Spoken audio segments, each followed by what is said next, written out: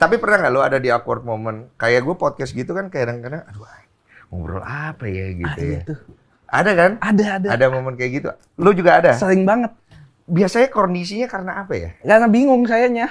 Lu nggak kenal sama narasumber? Enggak, sebenarnya kenal. Cuma ditanyanya, misalnya kalau narasumber penyanyi, nih dia bikin lagu baru atau album baru.